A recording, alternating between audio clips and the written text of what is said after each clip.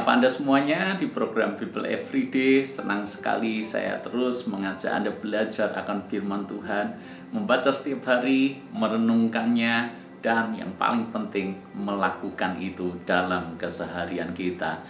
Ibu bapak saudara, kita sudah tiba di pasal 20 di kitab 1 Tawarik. Kalau kita baca cukup pendek karena di pasal 20 ini hanya ada 8 ayat. Itu pun terbagi dua perikop.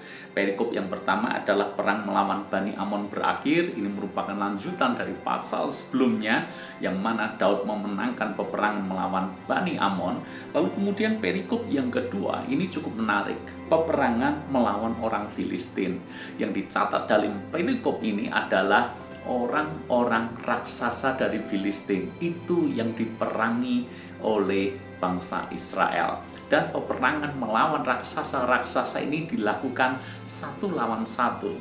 Persis seperti ketika Daud melawan Goliat. Dan lagi-lagi nama-nama yang tertulis di sini, keturunan raksasa Filistin ini sesungguhnya juga merupakan saudara-saudara Goliat.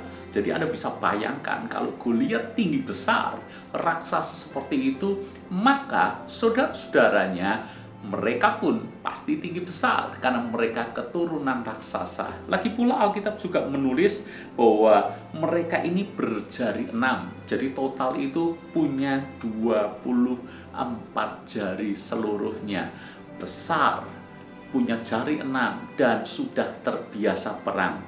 Satu Goliat saja itu membuat keder seluruh bangsa Israel. Apalagi yang tertulis di sini ada 3 orang raksasa daripada bangsa Filistin. Yang menarik adalah Alkitab tulis orang Israel bernama Sibkai, orang Husa memukul kalah Sipai, seorang dari keturunan raksasa. Lalu kemudian ayat yang kelima, Elhanan bin Yair menewaskan Lahmi, saudara Goliat, orang Gad itu yang gagang tombaknya seperti pesa tukang tenun.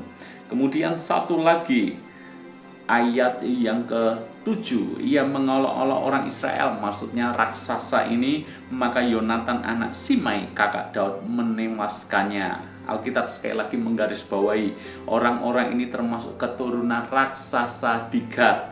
Mereka tewas oleh tangan Daud dan oleh tangan orang-orangnya. Menjadi pertanyaan, kenapa ketika Goliat pertama kali menantang bangsa Israel, tidak ada satu orang pun yang berani menghadapinya, bahkan Raja Saul sendiri menjadi takut dan tawar hati. Tetapi kenapa sekarang ada 3 raksasa Goliat yang mirip dengan Goliat, 3 raksasa dari Gad, dari bangsa Filistin, tetapi ada orang Israel yang berani menghadapinya. 3 orang Israel berani menghadapinya. Apa yang membedakan? Perhatikan baik-baik. Yang membedakan seperti ini. Kenapa ada 3 orang Israel yang berani menghadapi 3 raksasa Goliat itu? Yang membedakan adalah mereka sudah pernah melihat bahwa Daud mengalahkan Goliat.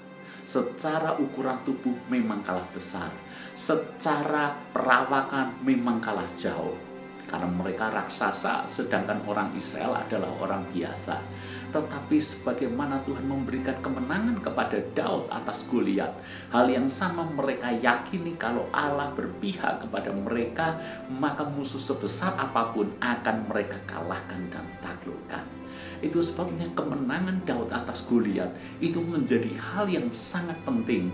Itu memberikan keberanian, itu memberikan semangat, dan itu menjadi inspirasi bagi pejuang-pejuang Israel untuk menghadapi musuh. Makanya kita perlu belajar. Ternyata dalam hidup ini ada yang namanya motivator, tapi ada juga yang namanya inspirator. Apa bedanya? Meski mirip, tapi itu benar-benar beda.